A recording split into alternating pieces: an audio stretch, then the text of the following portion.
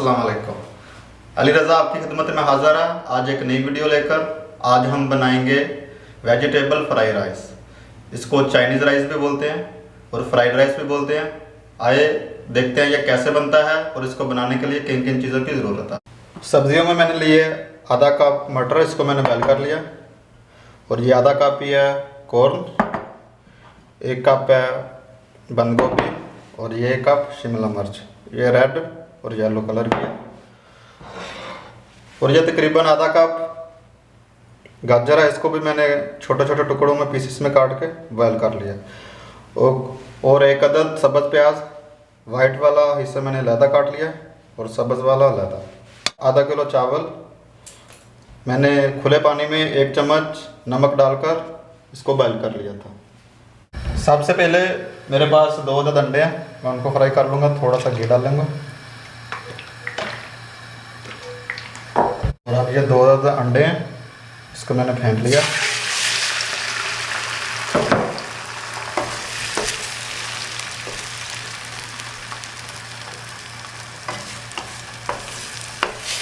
दो अदद अंडे मैंने इसको पका लिया ऐसे पीसेस में और मैं इसको प्लेट में निकाल लूँगा। फ्राइड राइस बनाते वक्त सबसे मेन बात आपने इस बात का ख्याल रखना, चाइनीज़ चावल जितने भी है चाइनीज़ खाने ये सब तेज़ आंच पे बनते हैं। अब मैं करूँगा आधा कप ऑयल शामिल और इसको थोड़ा सा गर्म होने दूँगा। ऑयल हो गया गर्म। अब मैं इसमें 3 से 4 जो थे लहसुन के, उसको चॉप कर लिया, वो डाल दूँगा। बस एक बात का आप ध्यान रहे, आपने आँच तेज़ पे बनाना है, हल्का आँच नहीं कीजिएगा, नहीं तो आपके चावल अच्छे नहीं बनेंगे।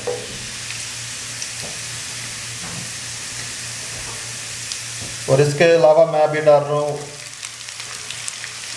ये रिंग प्याज।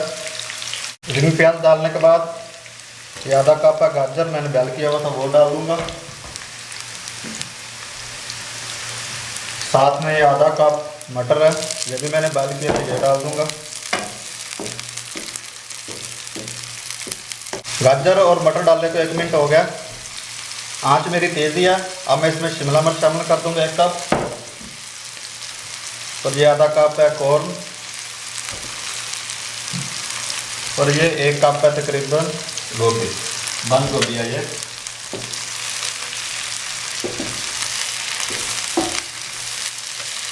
इसको मैं 1 से 1.5 मिनट के लिए पका लूँगा। आग मेरा तेज़ ही रहेगा, आंच मैं हल्का नहीं करूँगा। 1 से 1.5 मिनट हो गया इसको फ्राई करते हुए। ये सब्जियों को अब इसमें थोड़ा सा सब्ज़ प्याज ये शामिल कर दूँगा और थोड़ा सा बाकी है वो मैं बाद में शामिल करूँगा। और ये 2 चम्मच सोया सॉस है, ये भी शामिल कर दूँगा।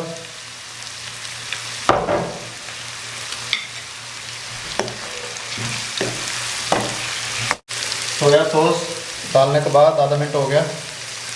ये आधा टेबल स्पून से थोड़ी ज़्यादा काली मिर्च है और ये आधा टीस्पून नमक है, ये भी शामिल कर दूंगा।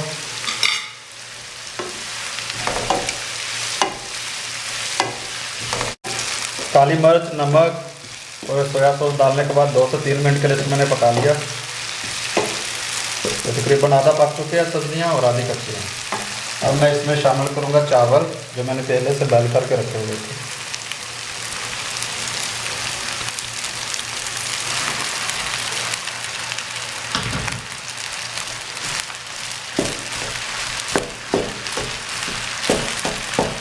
आँच मेरी अभी भी तेज़ ही है, आपने आँच हल्का नहीं करना, बस इस बात का ख्याल रखें। अब मैं इसको अच्छी तरह मिक्स कर लूँगा।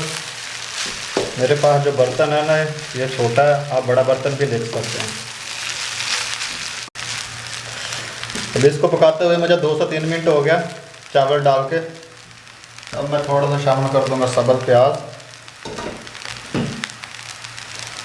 और ये मेरे पास अंडे थे जो पहले से फ्राई किए थे, वो भी साथ में डाल लूँगा और अच्छी तरह कर लूँगा मिक्स।